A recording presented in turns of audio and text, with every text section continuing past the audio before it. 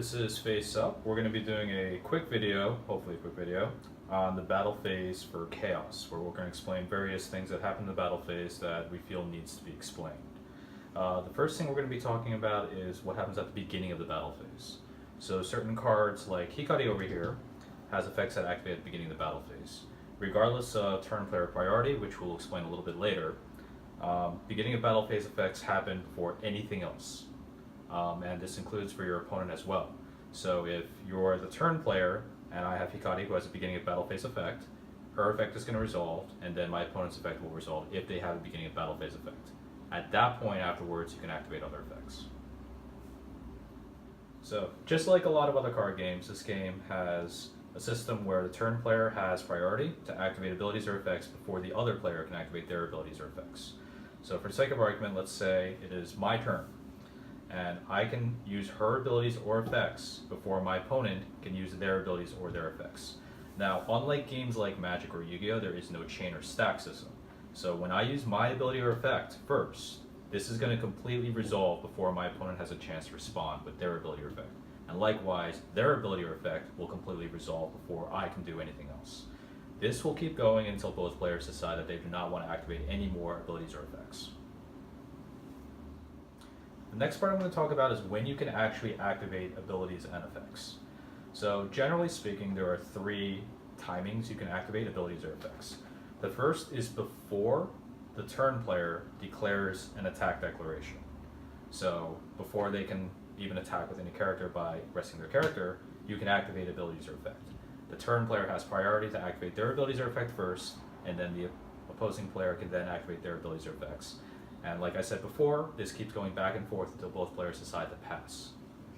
The next time you can activate abilities or effects is after the turn player declares an attack with a character. So for example, if I declare attack with Shadow, I tap my character, declare attack. You can now activate abilities or effects before the attack actually resolves. And likewise, your opponent can respond with abilities or effects before the attack resolves. The last time you can activate abilities or effects is after the declaration of attack. Let's say I decide to guard with her. So now you can activate abilities or effects after I declare a guard target. You can also do this if I declare no guard with a character. That does not make a difference. Those are the three times you can activate the abilities or effects in the battle phase. So the next part I'm going to talk about in our video is optional drawing with your partner, and also abilities that activate on attack or guard declaration. So if I have Hikari as my partner and I declare an attack, I can choose to draw every time she attacks. I say every time because she actually can attack multiple times with her ability. So once I declare an attack, I then have to choose whether or not I'm going to draw via the optional effect. I cannot wait for other abilities to resolve and then choose the optional draw. That's illegal. You have to choose it before you resolve any other abilities.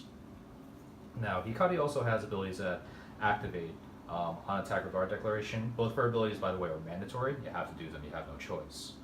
So let's say I attack. At this point, I'm going to have to do the mandatory abilities, which is to draw and to activate another ability. And then I also have to choose whether or not I'm going to do an optional draw. I have to choose whether or not I'm going to do an optional draw before her other ability resolves. That's extremely important. So the next thing I'm going to be talking about are effects that you can activate during battle. So under normal circumstances, if we use Sadako as an example here, once she is participating in battle, either as an attacker or a guard character, she cannot activate her battle ability. Now, if someone else is guarding or attacking, you can activate her battle ability. But once she is involved in the battle, she cannot. However, there are certain cards that do allow you to activate these abilities even if they're attacking or guarding, such as Shadow.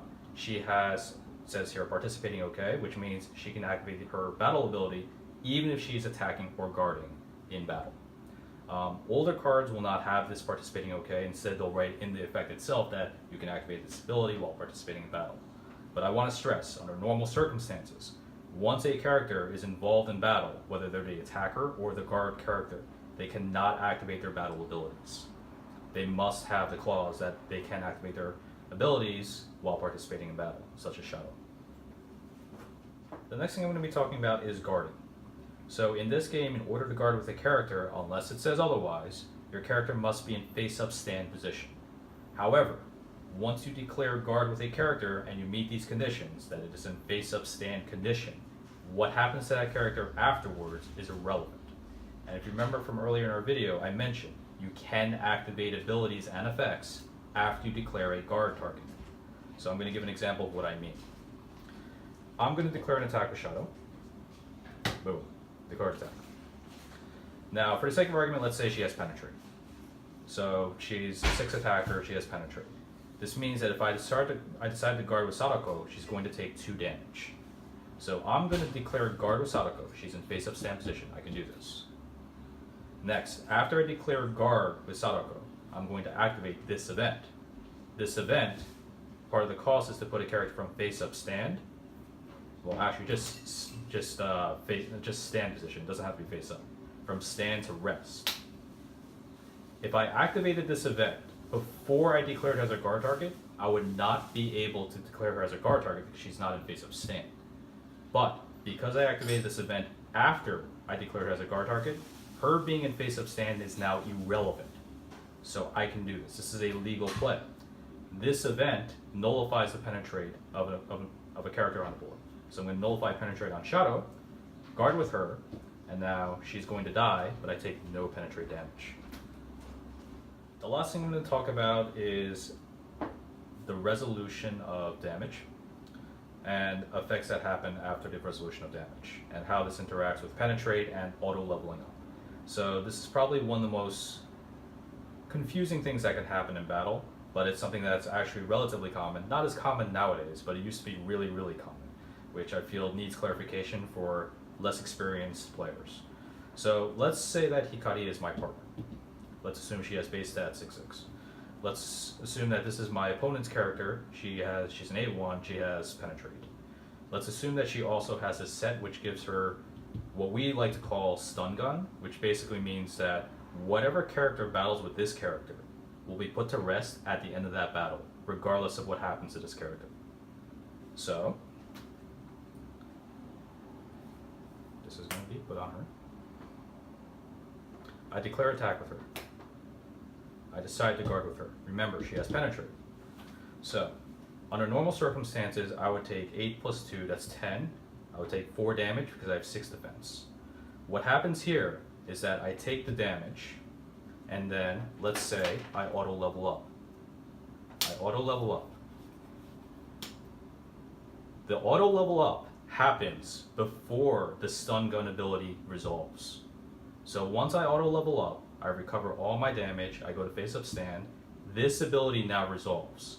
So now, my character is tapped, because that is what stun gun abilities do.